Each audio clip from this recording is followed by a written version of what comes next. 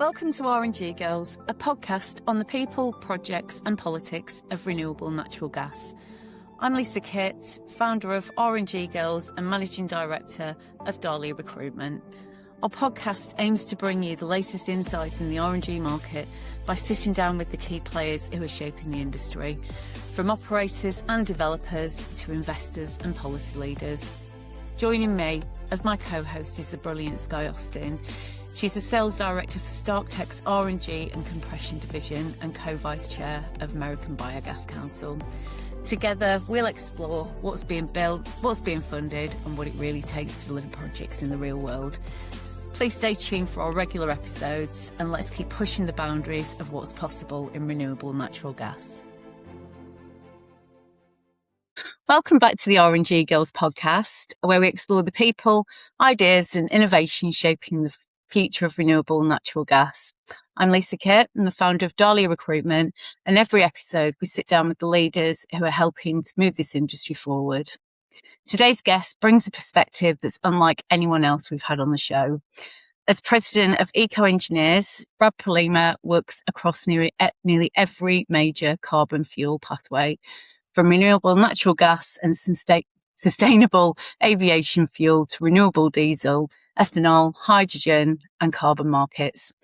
His team helps projects navigate the technical, regulatory, and commercial landscape that's driving the energy transition. That broad view gives Brad the opportunity to see patterns, challenges, and opportunities that many of us miss because we're naturally focused on our corner of the industry. And I'm Skye Austin, Sales Director at StarkTech. Brad and I have the opportunity to serve together as co-vice chairs of the American Biogas Council. And over the last couple of years, our best conversations haven't been about what's happening today. They've been about what's coming next. Preparing for this episode, I kept coming back to one idea. Sometimes the best way to move an industry forward isn't by looking deeper within it. It's by looking beyond it. Renewable natural gas doesn't exist in a vacuum anymore. We're part of a much larger low-carbon economy where renewable diesel, ethanol, SAF, hydrogen, carbon capture, and carbon markets are all tackling similar challenges around capital, commercialization, policy, and scale. So today isn't a conversation about just RNG. It's a conversation about what we can learn from the industries growing alongside of us and how those lessons can help renewable natural gas become even stronger. Brad, welcome to the RNG Girls podcast. Happy to be here. Thanks for having me, and I'm excited for the conversation. Us too. So Brad, let's start with your story. How did you find your way into the renewable fuels and what's kept you in the industry?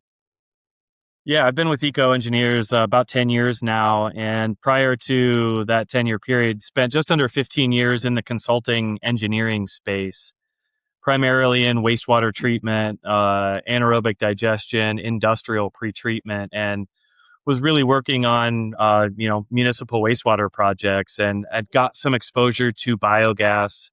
And in the late 2000s, had worked on some biogas beneficial reuse projects and some cogeneration and power production projects, and thought it was really interesting that you could take this waste product and you could use that internally and offset some of the utilities that the municipality needed or the industry needed.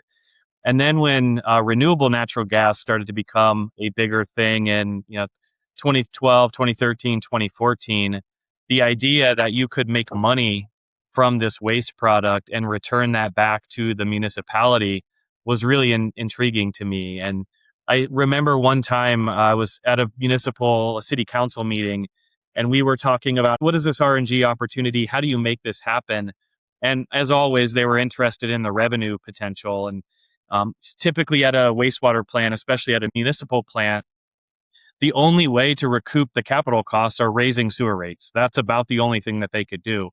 Well, now there's a revenue stream coming in. And this city council, I remember it very distinctly, where they said, well, why don't we give some of that money back into other areas of the city? We can not increase sewer rates.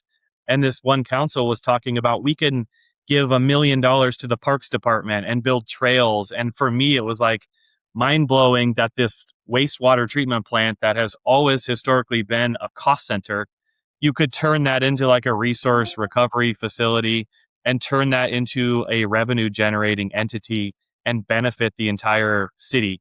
And so from there, I was really, really hooked on the idea of how do you do more of this at scale, adding in all the environmental and climate benefits as well. It was just a win-win. And so I had worked with in a couple of those projects, and they approached me in end of 2016 was like, we really think this renewable natural gas and biogas thing is going to take off. Why don't you come do that full time? And no brainer for me to join the team, and have spent the last 10 years really in not just biogas and RNG, but the last several into like Skye and you said in the opening, is how do you take that and all those lessons learned and apply those globally across a wide range of not just renewable fuels, but overall energy transition work.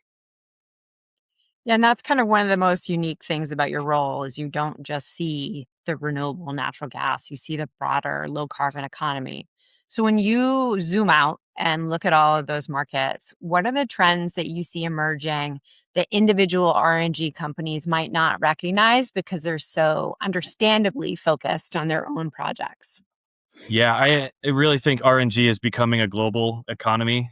5 years ago, you built a project, an RNG project, you registered under the RFS, maybe the California Low Carbon Fuel Standard. You sent that gas to California or transportation fuel, and you were done. And then as California became more saturated, the voluntary carbon market began to develop. And now, as the renewable fuel standard and the U.S. transportation market becomes more saturated, and the US voluntary carbon market is not nearly as robust as it has been, RNG producers are looking for new markets, and they're finding them in Canada and Europe and several other emerging markets. So we really taking something that was typically confined to the United States, now going into Canada, looking at that globally, whether that's into Europe, there's emerging markets in Asia, and really becoming that global commodity, I think is the biggest opportunity facing the RNG industry. And it's definitely very, very different than several years ago. I think also project development is getting much more difficult between rising costs, offtake market concerns, the top tier projects, feedstocks, all that has been built out. So the industry is looking at how do you take those mid-level and smaller projects, how do you make those work? And you're really going to need more market opportunities in order to be able to capitalize on that. So I do think that the versatility of biogas and RNG is really unmatched. I think that's the big benefit is you can use it on site as process energy. You can make RNG, you can make electricity, you can mass balance it into hydrogen, SAF, bio LNG, biomethanol. You can use it to lower the CI of other energy products. So that versatility is really, really differentiating for biogas and renewable natural gas. Now, how does that play into the overall global market is something that we're still figuring. Thank you for that. Well, looking back over the past decade, what do you think's changed the most in the way successful projects are evaluated? Is it technology? Is it economics? Or has the conversation shifted somewhere else entirely? I think it's the markets that have changed the most. Getting value and revenue out of those environmental attributes really drives the majority, or in some cases, some projects, all of the revenue. So that has been very, very different. And projects and owners have had to navigate changing regulations, changing market conditions, changing pricing. I think that's been the hardest thing. And the companies that are successful are navigating those well, and they're looking at more market diversity. They're looking at mitigating their risk and not going to a single market. And so some of those project owners that have a portfolio of projects have that ability to move markets around and take advantage of opportunities and protect themselves when maybe a market is on the decline. I think on the technological improvements, I sure it's still happening out there. But if we look at digesters, these are living organisms that are doing the work to create this biogas, and there's not much you can do to improve them. And there's only so much energy potential in the feedstock that you're using to make that biogas. So you can give those the bugs and organisms the optimal conditions, but ultimately that energy, there's only so much energy within that given feedstock. And So there's definitely ability to improve technology, but we're somewhat limited just with the parameters of what's coming in and how those bugs do their job. You mentioned conversation shifted. I think, reasonable costs and economics are an issue right now too. Some people still think of the good old days with long-term guaranteed offtake, higher prices, easier access to capital. Those days are behind us, but I am optimistic about the long-term opportunities and the health of the biogas and RNG industry. But I am a bit concerned about how do we bridge that gap between that longer-term future vision, 10 years out, super optimistic. 5 years out, things are going to look a lot different, but we're in some difficult times right now. And how are we going to bridge these next couple of years to get the ability to take advantage of some of these bigger market opportunities that we see are still early in the early stages of development? So, if you were going to write an investment memo on renewable natural gas today, what would you identify as the biggest opportunities for the industry over the next decade? And what kind of risks would you be advising to navigate? Yeah, I think you have to believe in the long term value and viability of the product. If you're in this for the short term and you're looking to make a quick buck, it's going to be rough, and we've seen that out there within the industry. But I think you should partner with experienced entities and people that have been doing this for a while. A quick example I could think of is the number of times here at EcoEngineers where we've heard, well, we know somebody at EPA, we'll get around that when it comes to a compliance issue. Or do I really need this meter? I think that's overkill, so I'm not going to put it in there. And we'll don't worry, we'll get that figured out on the back end. That happens like on a weekly basis for us. And guess what? They're almost always disappointed because the EPA is really good at enforcing the written rules of the RFS program, and so sometimes that connecting the regulation to what people think is practical, those things don't always mesh. And so compliance is a very like black and white issue, but sometimes it doesn't make as much practical sense. If like the engineer in me says, why would you do it this way? Why would we do it this way?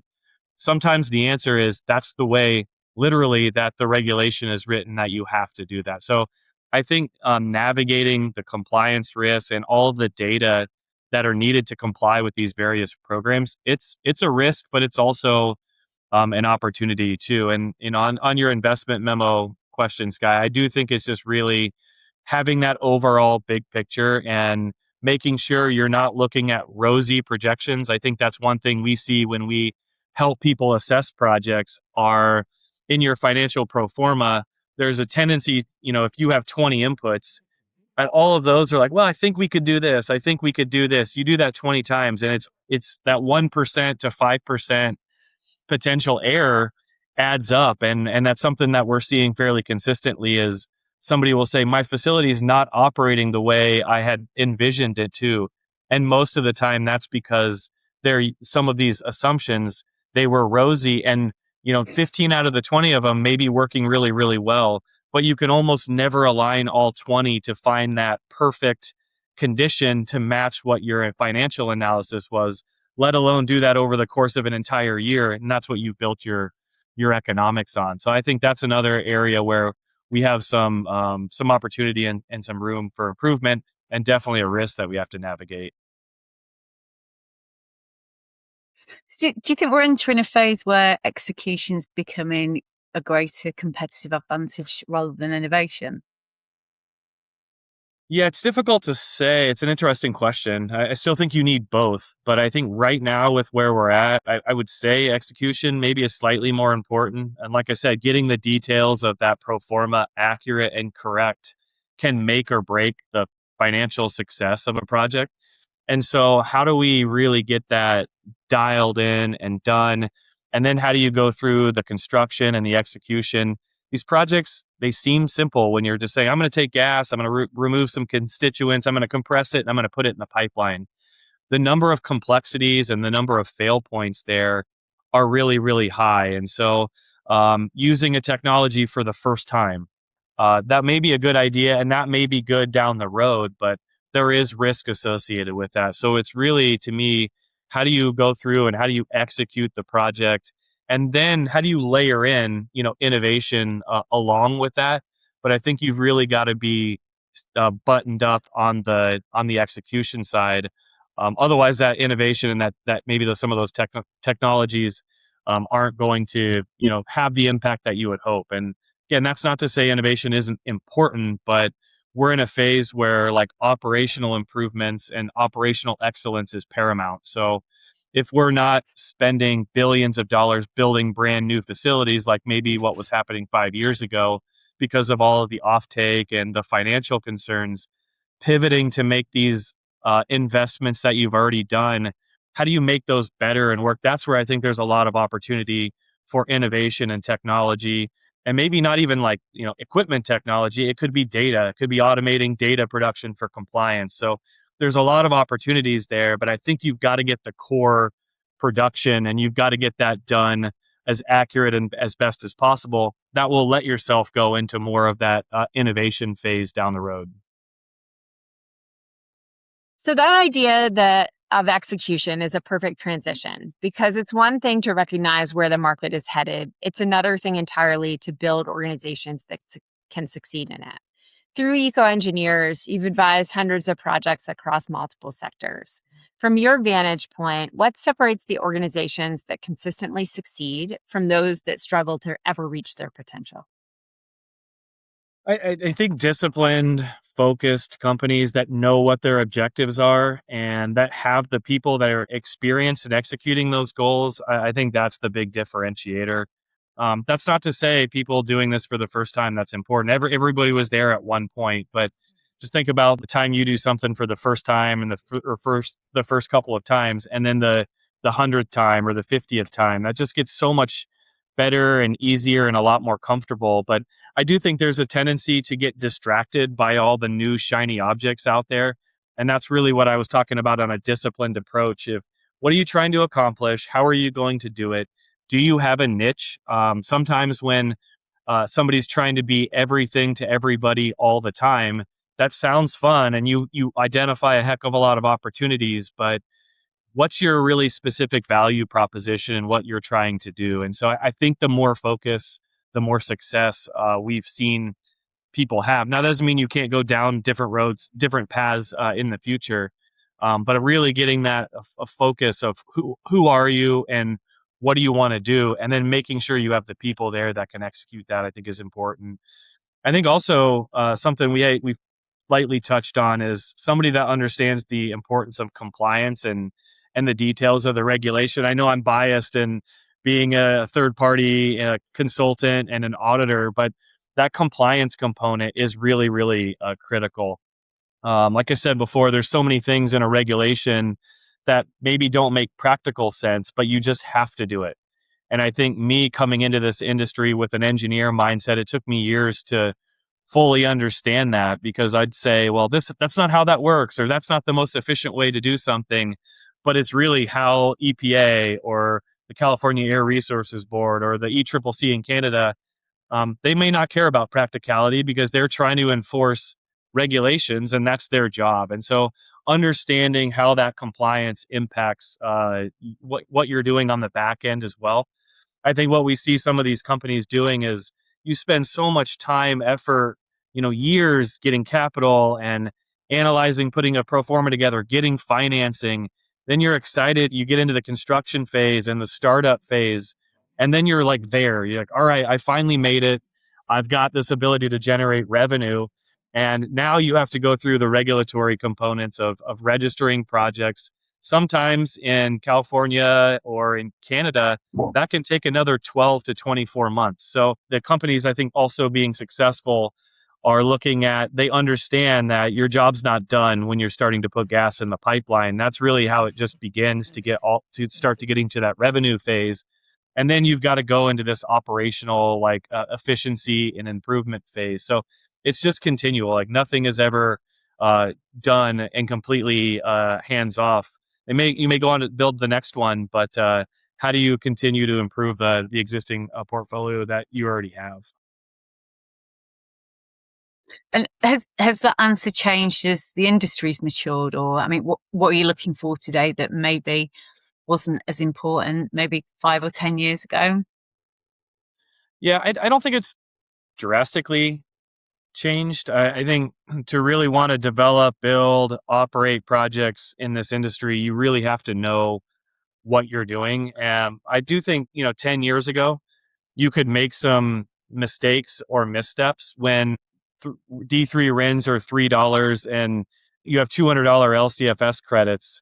Things are a little bit more forgiving on the revenue side if you didn't do something perfectly. And now we're in a much different and a much tighter market. That level of forgiveness is just not there like it was 10 years ago. But I think the same parameters and the same important characteristics are there and have continued through that time period. That broader perspective is exactly why I wanted to have this conversation today, because your work doesn't just stop with renewable natural gas. You have visibility into every corner of the low carbon economy. And I think that's where some of our biggest opportunities lie. This is part of the conversations that I've been looking forward to the most. Most of us spend our careers inside of one industry at a time. We might have a lot of different experience, but we're really hyper focused in each industry we spend time in. But you don't. Through EcoEngineers, you work across the entire market and sit at the forefront of evaluating the effects of innovation and emerging technologies. And this gives you a really interesting vantage point. When you compare all of those industries, what is renewable natural gas doing exceptionally well? And where do you think that we have the most to learn? Yeah, I go back to the global, going global is just a huge opportunity. But I think RNG is ready to capitalize on that, just as they were ready to shift from the US and to Canada. It's now ready to shift global. And how do you capitalize on that? And I think RNG, biogas and RNG is so uniquely positioned to be multi-use and end use that not all the carbon energy sources and products that we work with have that ability. So I think the industry is set up really well to take advantage of that. I think on most to learn, I still think there's a perception, there's an affordability concern. There's a perception that RNG is really expensive. So how can the industry work at reducing the production costs? Way easier said than done. But if you could produce that RNG a little bit more economically, I think that opens up some voluntary carbon market sources, whether that's utilities that want to provide that to their customers. But some of these facilities need substantial premiums in order to make the investment happen. And I think that opportunity to continue to lower that production price point, and we'll see companies come up, especially as the energy market tightens. As if we can close that gap, that's a huge opportunity that the RNG industry is ready to capitalize on. But I don't think we're quite there just yet. Hmm. So, as you compare the markets, are there like characterizations that are consistently separate industries that mature successfully from those that struggle to reach their potential? And maybe what lessons should the RNG industry be paying attention to as we enter that next phase of growth? Consistently innovating and advocating for policies that support the overall lower carbon intense fuels. I think if we look at like ethanol and the Renewable Fuel Standard program, ethanol has been around 30 years at this point. But if you look at like the Renewable Fuel Standard and the RFS, it's a volumetric program. So there's an incentive to make ethanol, but there's not necessarily an incentive to make it more efficient or at a lower carbon intensity score.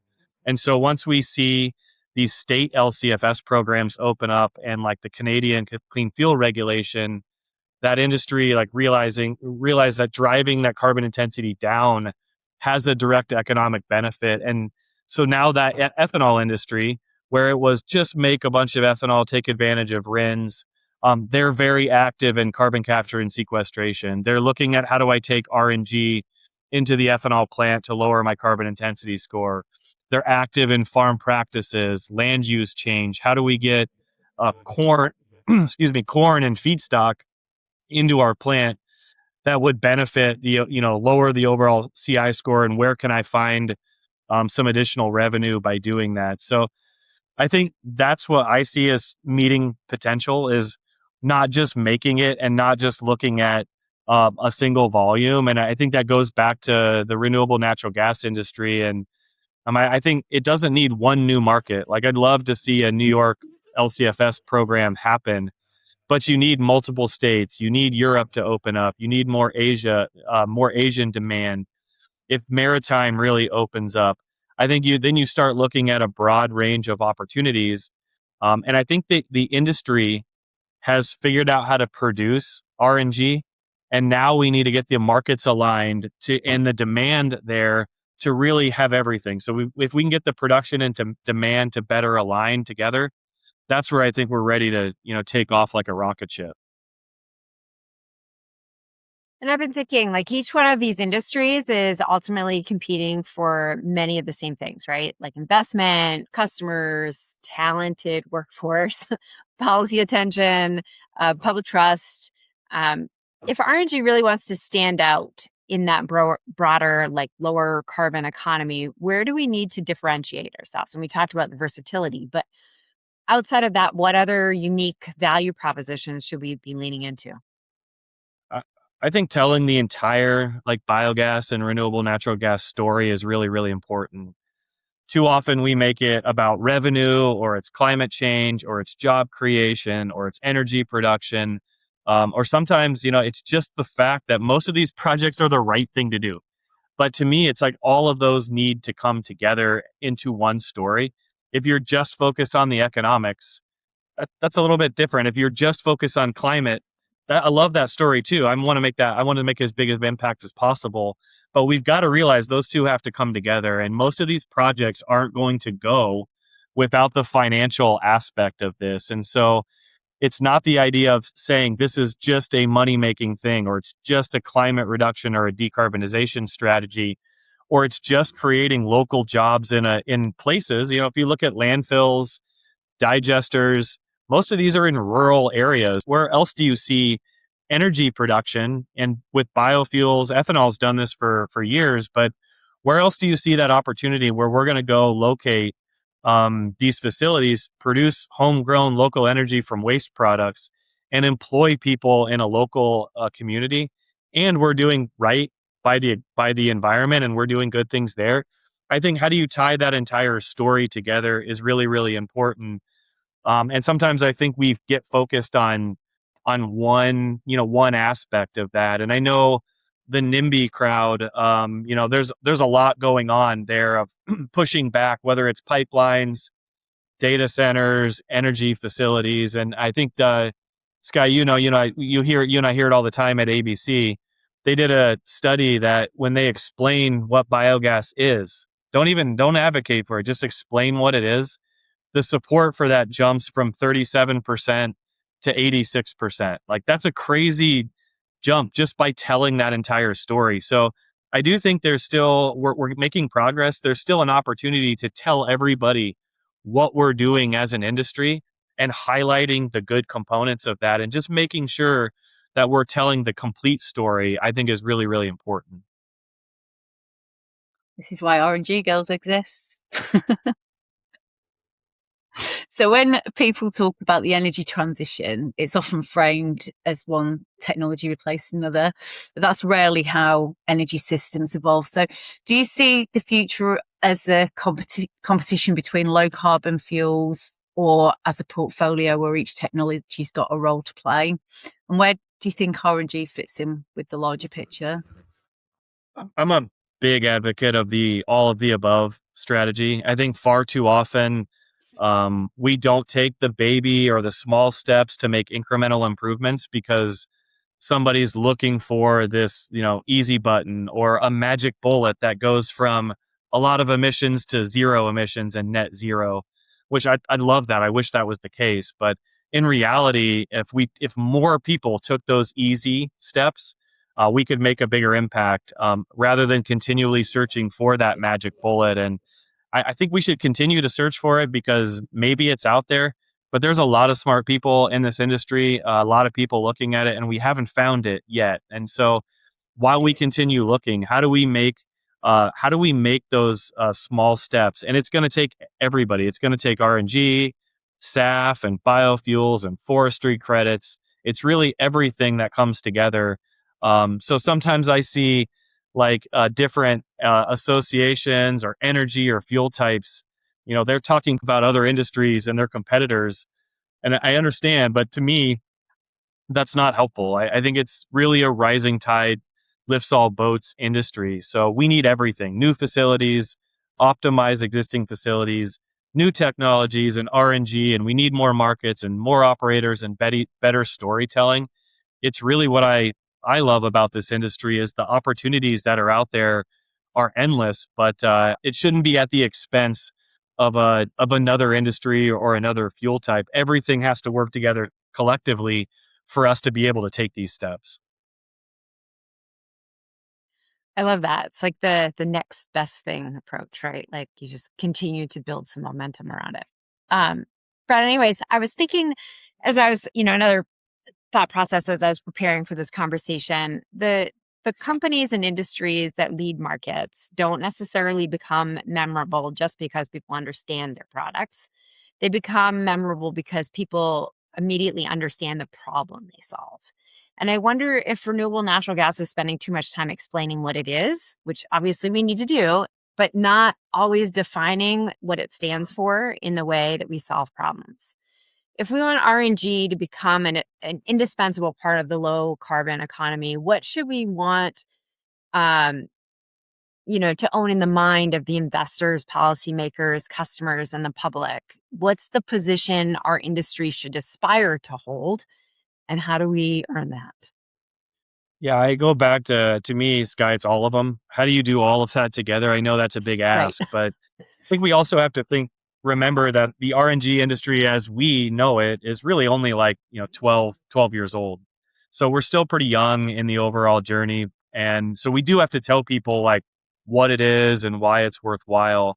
But I do think if we start doing a better job of telling that overall story, that will be really important. That lessens the resistance when you go into into a city council or a county meeting to get permits to build something. I think it just people understand more what this is. Sometimes you hear, well, I don't know what an anaerobic digester is, but it sounds bad. Well, not really. It's going to smell. No, it's not. But so I think how do you continue to tell all of that? And I think the other thing that I hear, or I think can be a knock on the industry that we need to push back on is, why should we spend all this time, effort, and money building out renewable natural gas when it can only replace 10% of the overall the fossil natural gas pipeline or whatever number that you hear out there? And I think that's the wrong way to look at it. That 10% is a really, really important 10%. And when we're talking about some of these products that have a negative carbon intensity score, 1% of like dairy at negative 250 RNG can offset 10x of emissions from a fossil natural gas molecule. So, I mean, if we can pull all of that together and really tell that overall story, I think that's where we start to see more and more momentum. And I think you layer in the public, and then you layer in lawmakers and county commissioners and city councils. When people start all working together and advocating for this, because we know it has all of these other benefits, not just economics, not just jobs, not just climate. Again, going back to that, telling that story. When you get everybody that understands at least a good majority of those, I think that's where you can start to see and really have a lot more momentum. I think the other thing we see is if you go like in the utility natural gas space of they're out there, they would love to buy more renewable natural gas in many cases, but they're restricted through tariffs or cost is a concern. But if we can play up, why should we pay a little bit more for this? Sometimes energy is a race to the bottom. Like, what's the cheapest I can possibly get that? If you look and take that across other industries, that's rarely ever a good thing. It's good for the bottom line, but it's somebody else is going to lose, whether it's the environment, whether it's shareholders. There's a lot of other entities out there that would do well if we just tied this entire story together and it wasn't just a race to the bottom on cost. Now, throughout today's conversation, we've talked, about markets and capital and execution and learning from our neighboring industries. But if our goal is to build an industry that's competitive because of strong business fundamentals, not just favorable policy, what else do we need to change to really move the next decade forward? Ooh, that's a loaded question. We could go a while on that one, but I think to me it comes down to more markets, more demand, and more offtake. I think that's what's holding the industry back right now. So going back to that 5 years ago, we're building and bringing on hundreds of projects each year because the market conditions allowed it, and that's still possible if we had better offtake and better markets. So I think that's the number one area that we could continue to advocate for and continue to push forward over the next decade. I think the other thing is, we need more consistent operations and less project failures. So even though the success stories outnumber the failures by probably 10 to 1, that one is really loud often. And I think we need to make sure, going back to what we had talked about earlier, we need to make sure that through the development of these, through operator training, through efficient compliance, all of that comes together. And I think frankly, some of these projects, some of these RNG projects probably shouldn't have been built. That might not be good to say, but I think it's okay to say, we were in a highly growth rocket ship growth mode, and some of those didn't work. And if you're looking at going back to relying on those $3 RINs and $200 LCFS credits, or you're waiting for those to come back, they're not coming back.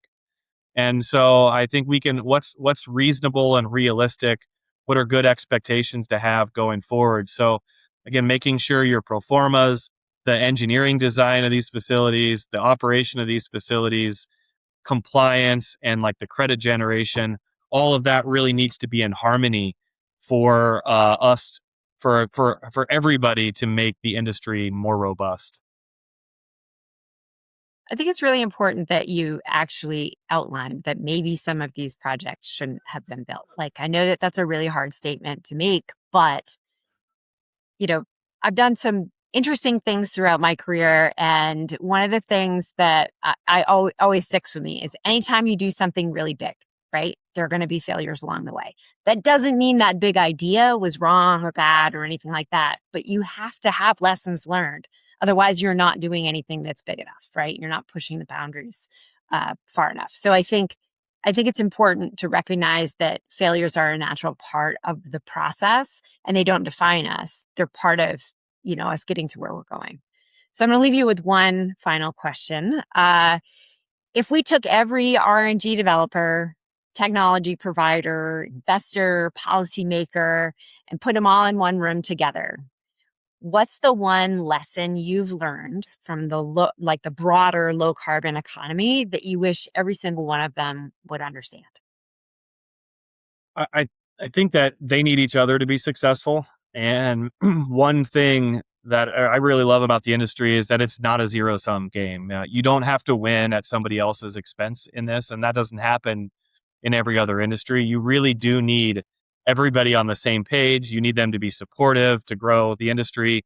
How do you build successful projects? Going back to those operating successful projects, you're going to need a team and a partnership across a wide range of entities. So if anyone thinks that they can go out there and just do this on their own or develop a successful project, operate a project in a vacuum, it won't happen. And so I think being open to that and saying, I need all of these other components and parties for a successful project, and I need them to be successful, and I should root for them and I should help them get that done. I think that's one thing that I really, really enjoy about the project. And most people that have been in this industry for a while, I've certainly seen it where you'll compete with somebody on one opportunity, and then the very next opportunity, you're partnering with them and you're trying to get something done that's really, really important. So I think just keeping that in mind, and the industry is tight and small, and how do we make sure that we're successful? And I think Sky, going back to your lessons learned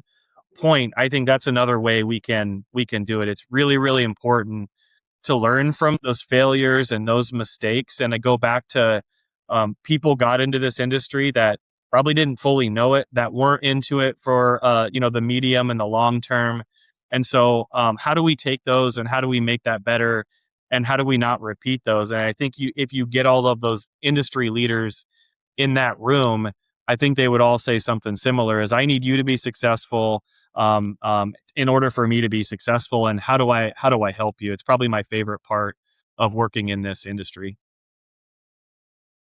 Yeah, that's one thing that consistently runs through every single one of our episodes, and it doesn't matter who we interview. Um, Everybody, it's always the same thing. It's the people that drive this industry. Definitely. I think that experience, people that have been this in a while, you've seen about everything at this point, and you know what works, you know what to be wary of.